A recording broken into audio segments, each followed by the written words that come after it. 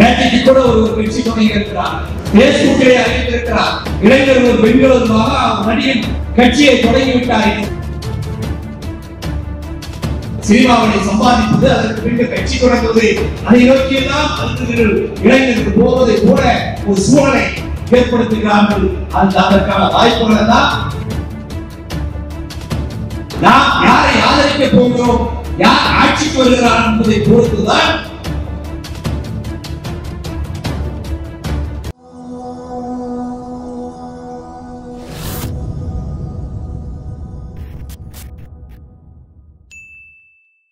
India முழுவதும் ஒரு இருண்ட சூழல் நிலவி வருகிற சூழலில் பள்ளி அறையில் மாணவர்களுக்கு வெளிச்சத்தை கொடுத்த ஆசிரியர் இருப்பதை போல சமூகத்திற்கு மட்டுமல்ல, அருந்ததியர் சமூகத்திலிருந்து இந்த சமூகத்திற்கு விடுதலையை கொடுக்க வேண்டும் என்ற நல்ல எண்ணத்தோடு சரியான நேரத்தில் கூட்டப்பட்டிருக்கிற மாநாடாக இந்த மாநாடை நான் பார்க்கிறேன். இந்த மாநாட்டிலே பல்வேறு விதமான ஆளுமைகளுக்கெல்லாம் தலைவர்கள் பெயர்களிலே விருது வழங்கி இருக்கிறார்கள்.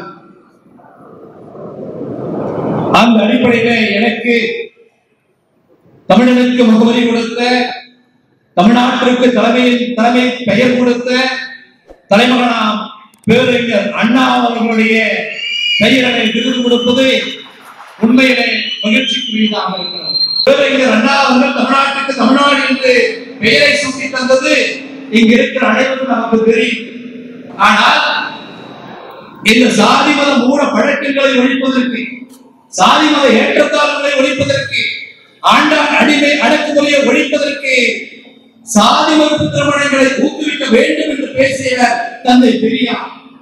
புரட்சியாளர் அம்பேத்கர் அவர்கள் சொல்வார், அகமண முறை ஒழியாமல் சாதியத்திலே மாற்றம் ஏற்படாது என்று சொல்வார். அந்த அடிப்படையிலே தமிழ்நாட்டில் சமுதாய சீர்திருத்த திருமணங்களை கொண்டு வர வேண்டும் என்று பேரறிஞர் அண்ணா அவர்கள் பேசிய போது இது இந்திய அரசியலமைப்பு சட்டத்திற்கு எதிராக இருக்கிறது. அரசியலமைப்பு சட்டம் இந்து சட்டத்தை மட்டும்தான் ஏற்றுக்கொள்கிறது, சீர்திருத்த சட்டங்களை ஏற்றுக்கொள்ளவில்லை. எனவே இந்த சட்டத்தை பற்றி மறுபரிசீலனை செய்யலாம் என்று அன்றைக்கு இருக்கக்கூடிய அதிகாரிகள் எல்லாம் கேட்ட பொழுது பேரறிஞர் அண்ணா அவர்கள் சொன்னாரா, இந்த சமுதாய சீர்திருத்த சட்டங்கள் கொண்டு வருவதால் இந்த அண்ணாமலைக்கு பதவி போனால் பரவாயில்லை, அதை பற்றி கவலை இல்லை, இந்த சமூகம் மாற வேண்டும் என்றால் சாதி மறுப்பு திருமணங்களை ஊக்குவிக்கிற சீர்திருத்த திருமணங்களை ஆதரிக்க வேண்டும் என்று சொன்னார். எனவே அந்த பெயரை இன்றைக்கு அடையாளம் படுத்தி பெஸ்ட் கூட்டமைப்பு இன்றைக்கு தேர்வு செய்யப்பட்டிருக்கிறது என்றால், இன்றைக்கு ஆரம்பத்திலே பேசியதை போல் இந்த நாட்டை சுற்றி, ஒன்றியத்தை சுற்றி பெரிய ஒரு ஆக்டோபஸ் கூடாரம் RSS என்ற போர்வையிலே இருக்கிறது. இது அரசுடைய கூட்டமைப்பு.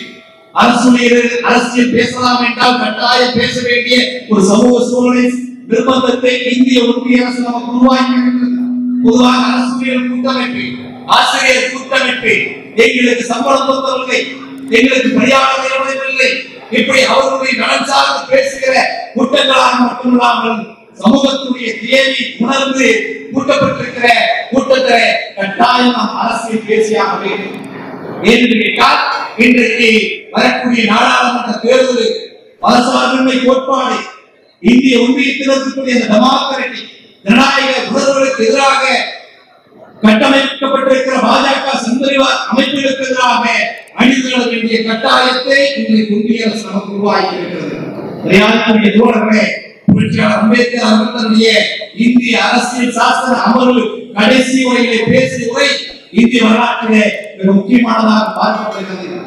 அந்த உரையிலே அவர் சொல்லப்படுகிற செய்தி, ஜனநாயகம் என்பது இந்தியாவுடைய மேலாடை கொண்டது. இன்னும் மேலாடைக்குள் திருப்பி பார்த்தால் ஜனநாயகமற்றதாக இருக்கிறது. இந்த அரசியல் அமைப்பு சட்டம் குறைந்தது ஒரு 50 ஆண்டுகளாவது சரியாக நியாயமாக நடந்தால்தான் இந்த நாட்டில் ஜனநாயகம் வளரும் என்று சொன்னார். அந்த 50 ஆண்டுகளை விட முழுமையாக பூர்த்தி செய்ய முடியாத நிலையில் இருக்கக்கூடிய சூழல் இன்றைக்கு இருக்கக்கூடிய RSS சந்தரிவாத அமைப்பு மதத்தின் பெயரால், சாதியின் பெயரால் நாடு முழுவதும் மிகப்பெரிய ஒரு அளவிலான வன்முறையை திட்டமிட்டு கொண்டிருக்கிறது. நாம் நினைத்துக் கொண்டிருக்கிறோம் நாடாளுமன்ற தேர்தலுக்கும் மாநிலத்தில் இருக்கக்கூடிய கட்சிகளுக்கும் என்ன பிரச்சனை. நாடாளுமன்ற தேர்தலுக்கும் நம்முடைய அமைச்சர் முதலமைச்சர் மு.க. ஸ்டாலின் அவர்கள் இருக்கிறார்கள். நமக்கு பாதுகாப்பாக இருக்கிறது. ஏன் நாடாளுமன்ற தேர்தலை பற்றி எல்லாம் கவலைப்பட வேண்டும் என்ற எண்ணம்லாம் நமக்கு இருக்கும். மரியாதைக்குரிய தோழர்களே, ஒரு நாடாளுமன்றத்திலே குறிக்கக்கூடிய அரசு எப்படி அதிக மெஜாரிட்டியாக இருக்கிறதோ அந்த அரசு எப்படி அரசாக இருந்தால் இந்த நாட்டினுடைய நலனை அக்கறை இருக்கக்கூடிய அரசாக மாறும் என்று புரட்சியாளர் அம்பேத்கர் பேசுவார். அதுல இந்த அரசு அனைவருக்குமான அரசாக இருக்க வேண்டும். இந்த அரசு ஏற்றத்தாழ்வுகளை ஒழிப்பதற்கான திட்டங்களை தீர்க்குகிற அரசாக இருக்க வேண்டும். இந்த அரசு ஆண் பெண் சமத்துவத்தை வேறுபாடுகளை களைவதற்கான அரசாக இருக்க வேண்டும். அப்படி ஒரு அரசு இருந்தால்தான் இந்த அரசியலமைப்பு திட்டம் சரியாக செயல்படும் என்று சொல்வார். இன்று இருக்கிற அரசு சரியாக இருக்கிறதா என்று நினைத்து அம்பேத்கர் பவுண்டேஷன் ஒதுக்கப்படுகிற நிதி இன்றைக்கு வரைக்கும் கடந்த 8 ஆண்டுகளில் யாருக்கும் போய் சேரவில்லை. ஆங்காங்கே ஒரு சில மாவட்டங்களில் 1-2 தவிர சாதி மறுப்பு திருமணம் புரிந்தவர்களுக்கு அந்த அம்பேத்கர் பவுண்டேஷன் ஒதுக்குற நிதி இன்றைக்கு வரைக்கும் இல்லை. ஒவ்வொரு நிதியாண்டிலும் ஆதிதிராவிட சமூக மக்களுக்கு செட்டில் மற்றும் செட்டில் துறைச்சலுடைய பட்டியல் பழங்குடி மக்களுக்கு ஒதுக்கப்படுகிற ஒன்றிய அரசினுடைய நிதி குறைவாக திட்டங்கள் தீட்டப்படுகிற திட்டங்கள் எல்லாம் குறைவாக்கப்படுகிறது, நிதிகள் ஒதுக்கப்படுவதில்லை. இதற்கும் ஒன்றிய நாடாளுமன்ற தேர்தலுக்கும் சம்பந்தம் இருக்கிறதா இல்லையா? கட்டாய கல்வி சட்டம், கட்டாய கல்வி சட்டத்தில் சொல்லப்படுகிற அடிப்படை சார்ந்துகள் எந்தெந்த மாவட்டத்தில் எந்தெந்த பள்ளிக்கரையில் அடிப்படை விளிம்புகளில் இருக்கக்கூடிய மக்கள் இருக்கிறார்களோ அவர்களுக்கெல்லாம் அந்த கட்டாய கல்வி சட்டத்தில் 25% விழுக்காடு இலவசமான சேர்க்கை வழங்க வேண்டும் என்று இருக்கிறது. அதற்கு நிதி இல்லை, அரசு மறுக்கிறது. எனவே நாடாளுமன்ற தேர்தலில் நாம் யாரை ஆதரிக்க போகிறோம், யார் ஆட்சிக்கு வருகிறார் என்பதை பொறுத்துதான் மாநில சட்டமன்றத்திற்கு இருக்கக்கூடிய சுயாட்சி அதிகாரம் உரிமை, மாநில அரசுக்கு அதிகாரம் இருக்கிறபோதுதான் மக்களுக்கான உரிமைகளுக்கான பிரச்சனைகளை பேச முடியும், திட்டங்களை தீட்ட முடியும். எனவே அந்த அடிப்படை மதவெறி பிடித்த பாசிச பயங்கரவாத அரசாக இருக்க மோடி அரசு நாடாளுமன்ற தேர்தலிலே மிகப்பெரிய அளவிலான தோல்வியை சந்திக்கப்பட வேண்டும் என்றால் இங்க இருக்கக்கூடிய இயக்கம் சார்ந்த தோழர்களும் பொதுமக்களும் இந்தியா கூட்டணியை ஆதரித்து நாடுதோறும் வீடுதோறும் வீதிதோறும் பேசுகிறவர்கள்தான் ஒரு மகத்தான வெற்றியை பெற முடியும். இது அரசியல் ஒருவரும் இன்னொருவரும் நம்முடைய தலைவர்கள் தான் பேசினார்கள். இடஒதுக்கீடு 3% அதை காப்பாற்ற வேண்டிய பொறுப்பு நமக்கு இருக்கிறது. அது மட்டுமல்ல, இடஒதுக்கீட்டில் வருகிற முரண்களையும் பார்க்க வேண்டிய அவசியம் இருக்கிறது. ஏற்கனவே இதுவரைக்கும் 12க்கும் மேற்பட்ட வழக்குகள் இடஒதுக்கீட்டின் அடிப்படையில் போடப்பட்டிருக்கிற அரசாணை எஸ்சி என்று சொல்லக்கூடிய அருந்ததியர் சமூகத்தை சார்ந்தவர்கள் தகுதியான நபர்கள் இல்லை என்றால் அவர்களை பொதுப்பட்டியலில் கொண்டு போய் சேர்த்துக் கொள்ளலாம். வழக்கு இதுவரைக்கும் 14க்கும் மேற்பட்ட வழக்குகள் அதில் சுட்டிக்காட்டப்படுகிற வழக்கு பாண்டிச்சேரி ஸ்டேட் ஆஃப் தமிழ்நாடு டான்சிகோ அதில் அசஸர் கிரேட் 2 என்ற ஒரு பதவி இருக்கிறது. அந்த பதவியில எஸ்சி ஏ ஒதுக்கப்படுகிற பதவி 49.79 மதிப்பெண் எடுக்கிறார் பாண்டிச்சேரி மறுக்கப்படுகிறது. ஏன் மறுக்கிற உரிமை என்று கேட்கிற பொழுது நாங்கள் நேர்முக தேர்தலில் போதிய மதிப்பெண் எடுக்கவில்லை, எனவே அவர்களுக்கு அந்த வாய்ப்பு மறுக்கப்படுகிறது. அதே போது குருசாமி காமராஜ் பல்கலைக்கழகம் அவருக்கும் அதே சிக்கல், ஜானகிராமன் டிஎன்பிஎஸ்சி அவருக்கும் அதே பிரச்சனை, முருகன் பிஆர்பி அவருக்கும் அதே சிக்கல், நதியா பிஆர்பி டீச்சர்ஸ் ரெக்ரூட்மென்ட் இவை எல்லாம் அடிப்படையில் இருக்கக்கூடிய வழக்குகள் 2016-17 இந்த எல்லா வழக்குகளும் சொல்லப்பட்டிருக்கிற வழக்குகளில் இருக்கக்கூடிய தன்மையுடைய ஒருமை என்னவென்றால் தகுதியான நபர்கள் இந்த சமூகத்தில் இல்லை. எனவே அருந்ததியர் ஒதுக்கப்பட்டிருக்கிற அந்த பதவி என்பது பொதுவான பட்டியலுக்கு சட்டப்படி சென்று விடுகிறது என்று சொல்கிறார்கள். எனவே நம்முடைய வனத்துறை அமைச்சர் இங்கு இருக்கிறார். திராவிட தமிழர் கட்சி சார்பாக நாங்கள் வைக்கிற கோரிக்கை எல்லாம் பட்டியல் சமூக மக்களிடத்திலே போட்டி போட முடியவில்லை. எனவே எங்களுக்கு தனியாக உள்ளிடுவதற்கு கொடுங்கள் என்று ஒரு நூற்றாண்டு போராட்டம் 25 ஆண்டுகளுக்கு மேலாக ஒரு கால் நூற்றாண்டு தொடர்ந்து பல்வேறு இயக்கங்கள் போராடி பெற்று தந்த அந்த உரிமையை காப்பாற்றப்பட வேண்டும் என்றால் வழங்கப்பட்டிருக்கிற அந்த 3% இடஒதுக்கீடு முழுமையாக அமல்படுத்தப்பட்டிருக்கிறதா என்பதை கண்காணிப்பதற்காக ஒரு குழுவை நியமனம் செய்ய வேண்டும். அதோடு மட்டுமல்ல, பட்டியல் சமூகத்தில் இருக்கக்கூடிய அருந்ததியருக்கு ஒதுக்கப்பட்டிருக்கிற அந்த பணி வாய்ப்புகளை தகுதி வாய்ந்த நபர்களை என்று நேர்முகத்தில் கருதினால் தகுதி வாய்ந்த நபர் வருகிறவரை அந்த பணியை கிடைத்தால்தான் இடஒதுக்கீட்டினுடைய தேவையை முழுமையாக பூர்த்தி செய்ய முடியும். அதே போன்று நேர்முக தேர்வு எஸ்சி, பிசி, எம்பிசி, எஸ்டி இருப்பதை போல எஸ்சி ஏக்கும் ஒரு நேர்முக தேர்வுல கட்டாயம் ஒரு ஆள் இருந்தால்தான் வரக்கூடிய நபர் தேர்வுகளை எதிர்கொள்வதை போல என்னென்ன பிரச்சனைகள் இருப்பது என்பதை நாம் கண்காணிக்க முடியும். தவறுகிற பட்சத்தில் அவர்களை நெறிப்படுத்த முடியும். எனவே திராவிட தமிழர் கட்சியின் சார்பாக நாங்கள் முன்வைக்கிற கோரிக்கை எந்த விதமான தேர்வாக இருந்தாலும் சரி அந்த தேர்வு நடைமுறையில நேர்முக தேர்வு நடத்துகிற அந்த செலக்ஷன் கமிட்டி என்று சொல்லக்கூடிய தேர்வு பட்டியலில் கட்டாயம் எஸ்சி ஏ ஒருவர் இருப்பதை போல பார்த்துக் கொள்ள வேண்டும் என்ற நேரத்தில் கேட்டுக்கொண்டு அதே போல நமக்கு மிகப்பெரிய ஒரு கட்டாயம் இருக்கிறது. ஏனென்று கேட்டால் மாநிலத்தில் இருக்கக்கூடிய அனைத்து உரிமைகளையும் பாதுகாக்கப்பட வேண்டும். ஒன்றிய அரசு இந்த மக்களுக்கு எதிராக போடப்படுகிற சதித்திட்டங்களை எல்லாம் அடியோடு ஒழிக்கப்பட வேண்டும். புதிதாக முளைத்திருக்கிற நேற்றைக்கு கூட ஒரு கட்சி தொடங்கி இருக்கிறார், பேஸ்புக்கை அறிவித்திருக்கிறார். இளைஞர்கள் பெண்களுமாக அவர் நடிகன் கட்சியை தொடங்கிவிட்டார். இந்த ஊழலற்ற ஒரு ஆட்சியை நாட்டிலே கொண்டு வந்து விடலாம் என்றெல்லாம் நினைக்கிறார்கள். நாங்கள் எல்லாம் ஏறக்குறைய 25 ஆண்டுகளுக்கு மேலாக சுவருக்கு ஒட்டியதிலிருந்து முடக்கம் போட்டு தரையில் அமர்ந்ததிலிருந்து சிறைக்கு சென்றதிலிருந்து எங்களை நிர்வாணப்படுத்தி புகைப்படம் எடுக்கிற காவல்துறை வரைக்கும் அவ்வளவு போராட்டங்களை சந்தித்து இந்த இயக்கம் தொடங்குவதற்கு இன்றைக்கும் எங்களுக்கு அவ்வளவு பயமாக இருக்கிறது. ஒரு சமூக சோசியல் ரெஸ்பான்சிபிலிட்டி எனக்கு ஒரு கடமை இருக்கு. சமூகத்திற்கு நாம் ஏதாவது செய்யப்பட வேண்டும். ஒடுக்குமுறையில் இருக்கக்கூடிய விளிம்புகளில் இருக்கிற இன்றைக்கு வரைக்கும் இந்த சுதந்திர இந்தியாவிலே எந்த விதமான உரிமைகளையும் அனுபவிக்க முடியாத ஒரு சமூகமாக அறிவியல் சமூகம் இருக்கிறது. இந்த சமூகத்தினுடைய உரிமைகளுக்கு பிரச்சனைகளுக்கு தீர்வு காண்பதற்கு ஒரு திட்டங்களை தீட்ட வேண்டும். அந்த திட்டங்களை தீட்டி நடைமுறைப்படுத்துகிற அரசு அமைய வேண்டும் என்கிற பயமெல்லாம் எங்களுக்கு இருக்கிறது. ஆனால் எந்த விதமான அர்ப்பணிப்பும் இல்லாமல் எந்த விதமான உழைப்பும் இல்லாமல் ஏறக்குறைய 30-40 ஆண்டுகள் உழைப்பது, சினிமாவை சம்பாதிப்பது, அதற்கு பின்னர் கட்சி தொடங்குவது, அதை நோக்கியெல்லாம் அறிஞர்கள் இளைஞர்கள் போவதை போல ஒரு சூழலை ஏற்படுத்துகிறார்கள். அதற்கான வாய்ப்புகள் எல்லாம் எதிர்காலத்தில் இல்லை. அறிந்தது இளைஞர் அம்பேத்கர் யார் என்று தெரிந்தார், பெரியார் யார் என்று தெரிந்து கொண்டார்கள், மார்க்சியம் என்று தெரிந்து கொண்டிருக்கிறது. சமூக விடுதலை, சாதி ஒழிப்பு என்பதை இன்றைக்கு நோக்கி நடந்து போகிற ஒரு கால சூழல் இருக்கிறது. எனவே இவர்களிடத்தில் நாம் ஜாக்கிரதையாக இருக்க வேண்டியது. 17 பேர் இறந்து போகிற பொழுது முதலிலே கைது செய்யப்பட்ட நபர் ஒரு நாள் முழுவதும் போலீசுடைய வாகனத்தில் அலைக்கழிக்கப்படுகிறது. சத்தியமங்கலத்திலிருந்து ஏற்படைய சேலம் சென்ட்ரல், அதாவது தண்டனைக்குரிய சிறை என்று சொல்வார், கன்விக்ஷனல் பர்சன் ஏற்கனவே 2 நாள் வாகனத்தில் அலைக்கழித்தார். அப்பொழுதுதான் எந்த நடிகரும் கொண்டு கொடுக்கவில்லை, இந்து என்று சொல்லுகிற எவரும் பேசவில்லை. இதோ இந்த நாடாளுமன்ற தொகுதியிலே, நீலகிரி நாடாளுமன்ற தொகுதியிலே போட்டியிட போவதாக சொல்கிறார்கள். ஊரிலே வாயை திறக்கவில்லை.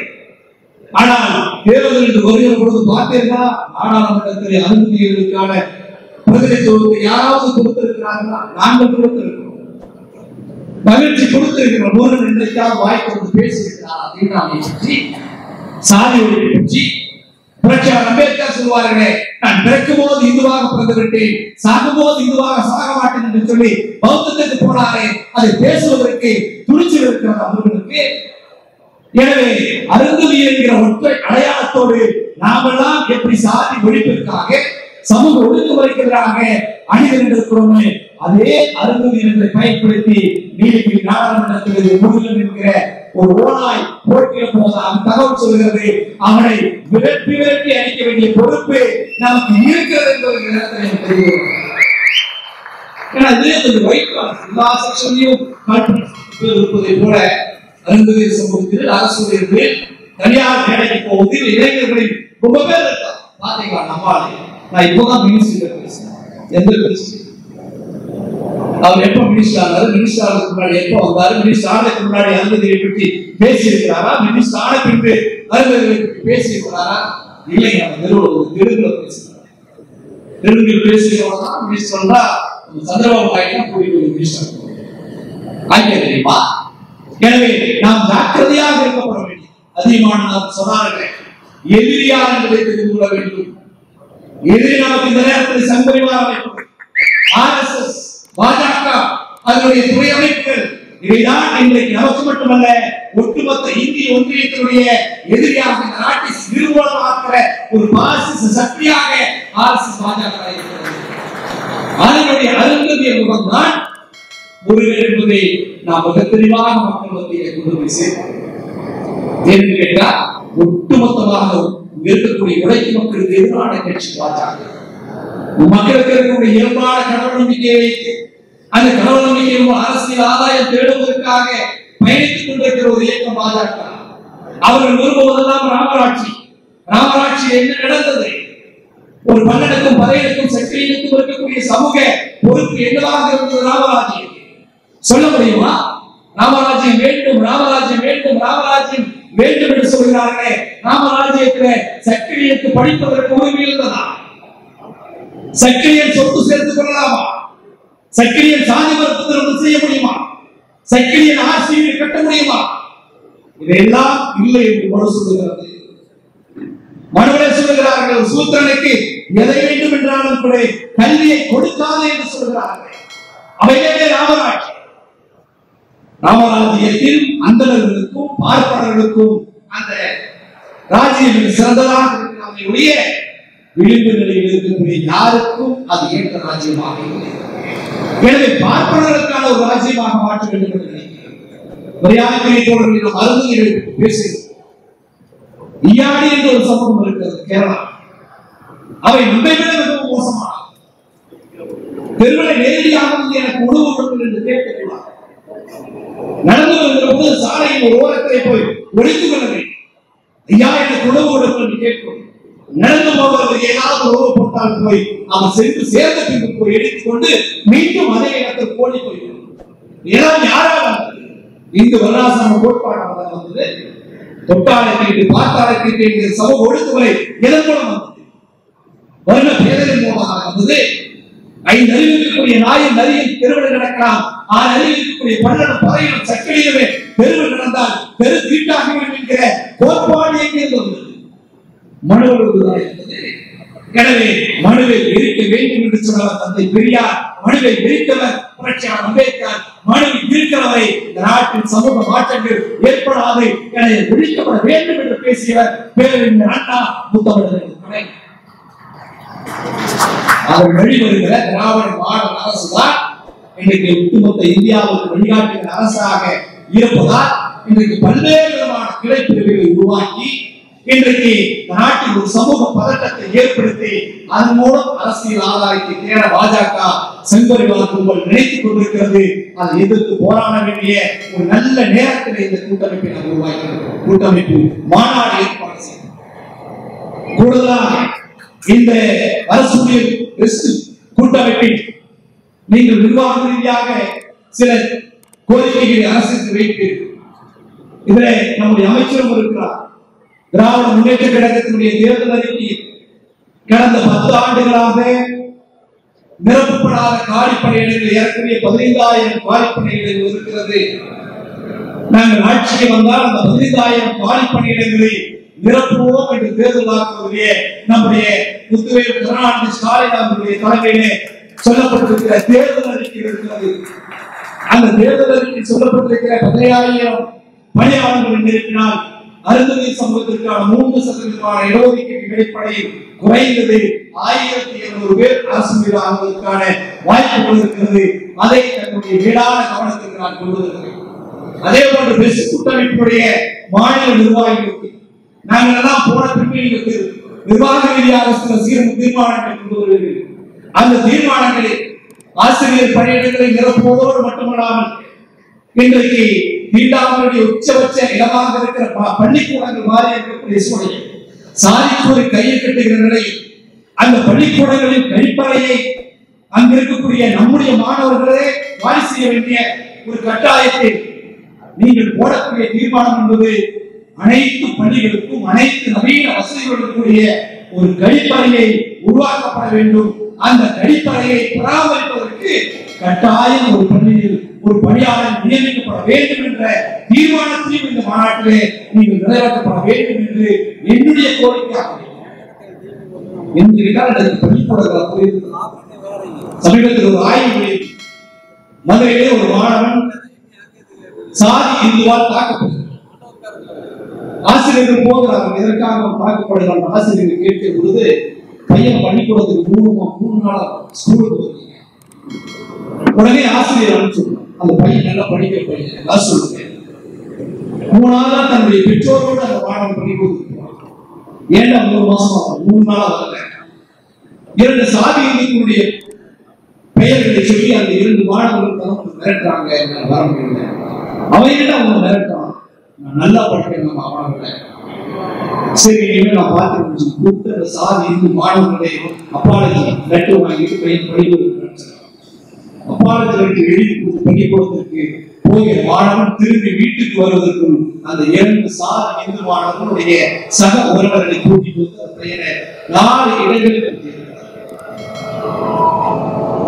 பள்ளிக்கூடங்களில் இருக்கக்கூடிய ஸ்ரீடாவை வன்முறை என்பது மிகப்பெரிய அளவிலான ஒரு சமூக தாக்கத்தை ஏற்படுத்தியிருக்கு. அதற்கு RSS சாம்பா என்ற பெயர் நாட்டு மரபுகளை காப்பாற்ற வேண்டும். 2வது உங்கள் மரபென்ன சூத்திரன் படிக்கக்கூடாது என்பது, நல்ல துணி போடக்கூடாது என்பது, சுவையான உணவு சாப்பிடக்கூடாது என்பது, இதெல்லாம் தானே பார்க்கக்கூடிய மரபு. மட்டும் படிக்கணும் தோழர்கள் நன்றாக யோசிச்சுப்பாங்க. எனக்குரிய எக்ஸ்டர்னல் ஆபீஸ் 179 வெளிநாட்டு தூதர்கள் இருக்கிறார்கள். ஒருத்தர் கூட உச்ச நீதிமன்றத்தில் இருக்கக்கூடிய நீதிபதிகளில் ஒரு நீதிபதி கூட இன்றைக்கு பட்டியல் சார்ந்தவர்கள் நாட்டில் இருந்தது யார் பெரியார் பேசுகிறார். IAS அதிகாரிகளுடைய மாநாட்டில் தந்தை பெரியார் அவர்களுக்கு நன்றி சொல்வதற்காக கூப்பிடுறது. ஐயா நீங்க எல்லாம் பேசுனதுனால எனக்கு இடஒதுக்கீடு உரிமை கிடைத்தது, நாங்கள் எல்லாம் IAS IPS அதிகாரிகள் ஆகிவிட்டோம், எனவே பாராட்டுகிறோம் வாங்கி சொல்லிட்டு சென்னை 7வது ஒரு கூட்டம் நடக்கிறார். அந்த கூட்டத்தில் பெரியார் கலந்து கொண்டு பேசுகிறார். பரவாயில்ல நீங்க எல்லாம் IAS IPS ஆகிட்டீங்க, இன்னும் நம்ம பையன் ஒரு பையன் கூட ஹைகோர்ட் அவர் பேசி விடுதலை தலையங்கத்தில் வருகிறது. அதை பார்க்கிறார் முதல்வர். அவருடைய ஆட்சி படத்தில் இருக்கிற பொழுது தந்தை பெரியார் அவர்களுக்கு ஒரு எண்ணம் இருக்கலாமா, அந்த மனக்குறையை போக்க வேண்டியது கடமை அல்லவா, என்னை கூப்பிடுகிறார். சரியா யார் பட்டியல் சமூகத்தை சார்ந்தவர்கள் இருக்கிறார்கள் பாருங்க. உடனே IAS அதிகாரிகள் சொல்லுகிறார்கள், உடனடியாக நேரடியாக இந்த போலீசின் பரிந்துரை இந்த சீனியார் அப்படி யாரும் இல்லை, யாருக்கு ஒரே ஒரு துறை லோனார்பேட்டையில வரராஜன் இருக்கிறார், 9வது இடத்தில் இருக்கிறார். பரவாயில்ல அவன் முதலிடத்துக்கு போடுவான். இல்லை அப்படிலாம் செஞ்சா உயர்ச்சி நீதிமன்றம் உயர்நீதிமன்றம் பெரியான பிரச்சனைகள் இருக்கும், அதெல்லாம் நான் பார்க்க நீ கொண்டு வாங்கிட்டு சொல்லி தந்தை பெரியார் மேடையை பேசிய பேச்சு விடுதலைக்கு வந்த தலையங்கத்தை மையமாக வைத்து ஒரு பட்டியல் சமூகத்துக்காரனை சென்னை உயர்நீதிமன்றத்திற்கு நீதிபதியாக மாற்றிய தலைவர் கலைஞர் என்பது இந்த நாடு திமுக அரசு என்பது இந்த மக்களும் நடந்தது. ஆனால் இன்றைக்கு நாம் நினைத்துக் கொண்டிருக்கிற மிகப்பெரிய மிடில் கிளாஸ் படிச்சுட்டோம், மாசம் ஒரு 60,000-70,000 சம்பளம் வருது, கணவன் மனைவி 2 பேரும் ஆசிரியர், மாசம் 1 லட்சம் ரூபாய் வருது, நீங்க பசங்களை நல்லா பாதுகாத்துக்க முடியும். தவறு. ஒன்றிய அரசு இருக்கக்கூடிய அனைத்து வேலை வாய்ப்புகளும் பறிக்கப்பட்டிருக்கிறது. யாரிடத்தில் போய் வேலை வாய்ப்புகளை கேட்பது, யாரிடத்தில் இடஒதுக்கீட்டு உரிமைகளை கேட்பது? உரிமையா பத்திரிகைகளை பார்த்திருப்போம். டாடா ஏர்லைன்ஸ் திரும்ப அவங்க டாடா நிறுவனமே வாங்கிட்டாங்க. அது அவனை பொறுத்த வரைக்கும் மகிழ்ச்சி, நமக்கான வாய்ப்பு. அந்த இடத்துல எனக்கான ஒரு வேலை வாய்ப்பு பறிபோகிறது. அந்த வேலை வாய்ப்பை பறிபோடுத்தது மோடி அரசு, பறித்தது அதானி. ICS நிறுவனத்துக்கு நாம் போய் இடஒதுக்கீடு கேட்க முடியுமா? இந்துஸ்தான் வங்கியில போய் இடஒதுக்கீடு கேட்க முடியுமா? ஆனால் இந்தியன் வங்கியில் கேட்க முடியும், இந்தியன் ஓவர்சீஸ் வங்கியில் கேட்க முடியும், ஸ்டேட் பேங்க் ஆஃப் இந்தியாவில் வாங்க முடியும். இவையெல்லாம் அரசு நிறுவனங்களாக இருக்கிறவரை இடஒதுக்கீடு பாதுகாக்கப்படும். அந்த இடஒதுக்கீடு பாதுகாக்கப்படுகிறவரை எனக்கான உரிமையை நான் பெறுவதற்கு போராடும்.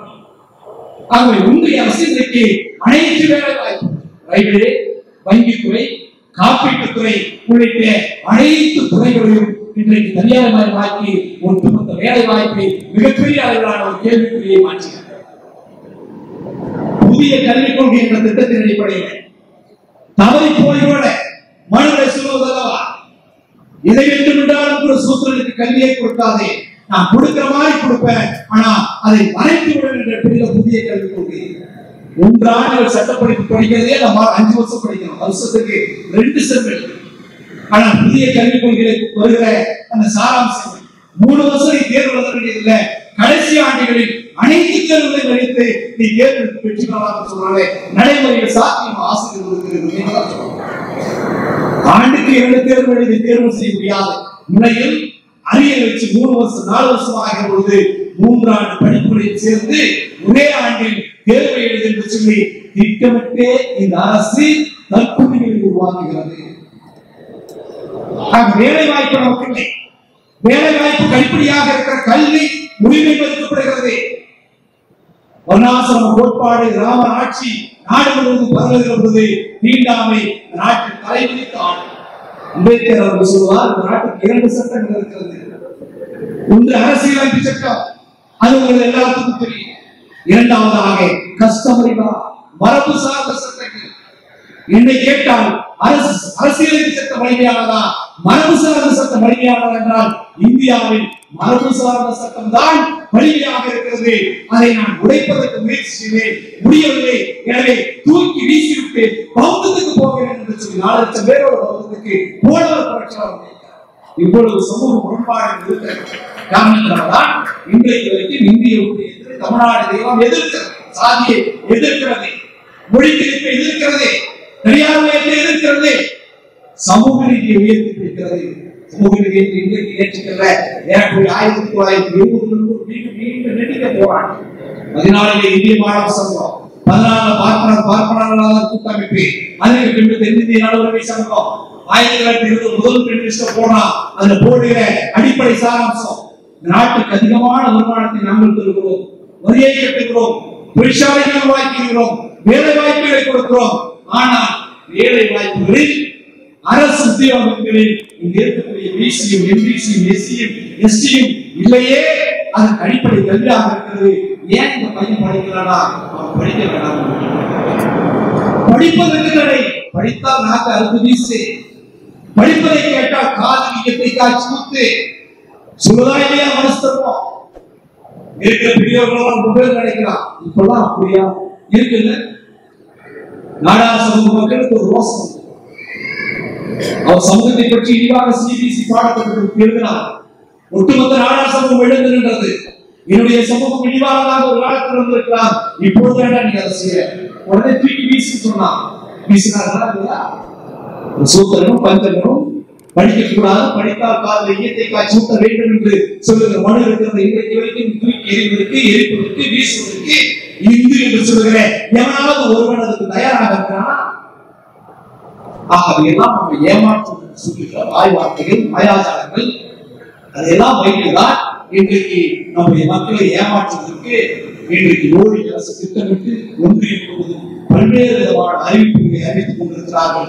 நாம் இந்த வெஸ்ட் ஆசிரியர் கூட்டமைப்பின் மூலமாக கல்வி சமூக மக்களுக்கு இருக்கக்கூடிய 3% இடஒதுக்கீடு, கொடுக்கக்கூடிய வேலை வாய்ப்பு, நிரப்பப்படாத காலிப்பணியினர், இப்படி பல்வேறு விதமான பிரச்சனை இருந்தாலும் கூட இவையெல்லாம் சரி செய்வதற்கு அதிகாரமிக்க மாநில சுயாட்சிக்கு ஒரு அரசு அமைந்திருக்கிற அரசுக்கு அதிகாரத்தை கையில் கொடுக்க வேண்டும். அடுத்த 10 ஆண்டுகள் தேர்தல் இருக்குமா இல்லையா என்று சொல்ல முடியாது. அவன் சொல்கிறான், ஒரே நாடு, ஒரே தேர்தல், ஒரே சட்டம். இது கூடுதலாக வந்துருச்சு. ஒரே சாமி ராமதான் மதுரை காத்தவராயன் சங்கி இருப்பேன் தரையை செய்யணும். அதை ஒன்றும் பண்ணவே முடியாது. அது தேர்தல் நடக்குமா இல்லையா என்று சொல்ல முடியாது. மாநில அரசுடைய அதிகாரங்கள் எல்லாம் குறைக்கப்பட்டு மாவட்ட நிர்வாகங்களாக மாற்றப்படும். அப்படி மாற்றப்படுகிற பொழுது நமக்கான உரிமையை கேட்பதற்கு கூட முடியாத ஒரு சூழல் ஏற்பட்டுள்ளது. எனவே மாநில சுயாட்சி கோரிக்கையை உயர்த்தி பிடிக்கிற, மாநில சுயாட்சி கோரிக்கையின் அடிப்படையில ஆட்சி செய்கிற திராவிட முன்னேற்ற கழகத்தினுடைய தலைமையில் இருக்கிற இந்தியா கூட்டணி வெற்றி பெறுவதற்கு நாம் நாடு முழுவதும், தொகுதி முழுவதும் தொடர்ந்து பிரச்சாரங்கள் செய்ய வேண்டும். அதுவும் குறிப்பாக இது முக்கியமான தொகுதி, நாடாளுமன்ற தொகுதி. 2 பேரும் முக்கியமாக பார்க்கிறார். ஒன்று பாஜக, முருகன் ஜெயிக்க வேண்டும் என்பதற்காக பாஜக முக்கியமாக நாம் பார்க்கப்படவில்லை. ஆராசா தோற்க வேண்டும் என்று நினைக்கிறாங்க. ஆராசா ஏன் தோற்க வேண்டும் என்று அவர் நினைக்கிறாங்க. நாடாளுமன்றத்தில் இந்த பார்ப்பன வர்ணாசிரமங்களை தோலுக்கு காட்டுவதில் இருக்கக்கூடிய 10-15 நாடாளுமன்ற உறுப்பினர்கள் அண்ணன் ஆராசா அவர்கள் முதன்மையான. எனவே அவர் பேச வேண்டாம் என்று நினைக்கிறார். இது போன்ற ஒரு நபர் நாடாளுமன்றத்துக்கு தேவை. அதிகாரத்தை குறைக்க வேண்டும் என்று நினைக்கிறார்கள். எனவே அவர்கள் எதிர்பார்ப்பது இந்த நாடாளுமன்ற தொகுதி அந்த நாம் எதிர்பார்க்கிறோம். என்னை பற்றி, என் சமூக இடைவெளியை பற்றி, இந்த சமூகத்திற்கான பிரச்சனைகளை பற்றி, எனக்கான தேவைகளை பற்றி நன்கு தெரிந்து உணர்ந்த என்னுடைய அண்ணன் ராசா இந்த தொகுதியில வெற்றியை வேண்டும் இருக்கிற அவலங்களை வெளியே பேசக்கூடாது. அவருடைய அதிகாரத்தை குறைப்பதற்காக அவன் நூல்களை முன்னெடுத்தான். என்னுடைய அவலங்களை பேசுவதற்காக என்னுடைய அண்ணன் ராசாவை நாடாளுமன்ற தொகுதியை முன்னிலைப்படுத்தி வேலை செய்ய வேண்டும். அவைதான் நாம் இந்த வேட்டுப்பாளையத்துக்கு உட்பட்ட நாடாளுமன்ற தொகுதி. இவை நாடாளுமன்ற தேர்தல் நடைபெறுகிற காலம் என்ற காரணத்தினால் இதை உங்களுக்கு நான் தெரிவிக்க கடமைப்பட்டு வரக்கூடிய காலம் மிக ஆபத்தான காலம். அரசு கூட நாளைக்கு வீட்டுக்கு போனது கிறிஸ்துமஸ் எல்லாம் உங்களுக்கு நல்லாவே தெரியும்.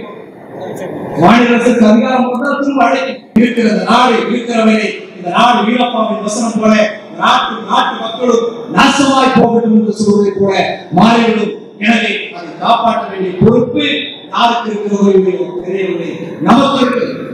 ஏனென்றால் கல்வி எனக்கு வேண்டும், வேலை வாய்ப்பு எனக்கு வேண்டும், பொருளாதாரம் வேண்டும், தொழில் வேண்டும், ஒரு பாதுகாப்பான பீஸ்ஃபுல் என்விரான்மென்ட் என்று சொல்வாங்களே, பாதுகாப்பான வாழ்க்கை சூழல். என்னுடைய குழந்தை கிராமத்திலிருந்து பள்ளிக்கூடம் போகிறவர்களுக்கு எந்த விதமான அச்சுறுத்தல் இல்லாமல் போய்விட்டு திரும்ப வேண்டும். அது போன்ற ஒரு பாதுகாப்பான சூழல் எனக்கு வேண்டும் என்றால் ஜனநாயக உணர்வுடைய மதசார்புடைய கோட்பாடை ஏற்றுக்கொள்கிற ஏற்றத்தாழ்வுகளை ஏற்றுக்கொள்ளாத ஒரு அரசாக நம்முடைய திராவிட முன்னேற்ற கழக அரசுடைய தலைமையில் இருக்கக்கூடிய அந்த இந்தியா கூட்டணியை நாம் ஆதரிக்க வேண்டும். காங்கிரஸ் ஒரு காலத்தில் செய்த தவறுகள்லாம் இருக்கக்கூடிய அனைத்து பிரச்சனைகளுக்கும் காங்கிரஸ் கட்சி தான் காரணம். அது யாராலும் மறுக்க முடியாது.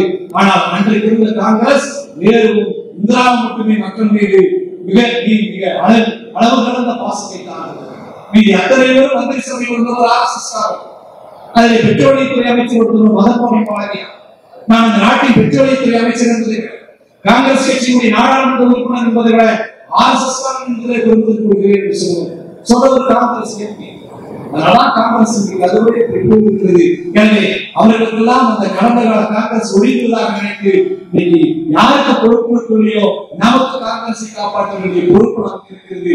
ஏன்னு கேட்டால் ஒன்றியத்தில் மதசார்பற்ற கூட்டணி அமைந்தால்தான் ஒட்டுமொத்த மாநிலங்களுக்கான மாநில அந்த சுயாட்சி உரிமையை பெற முடியும்.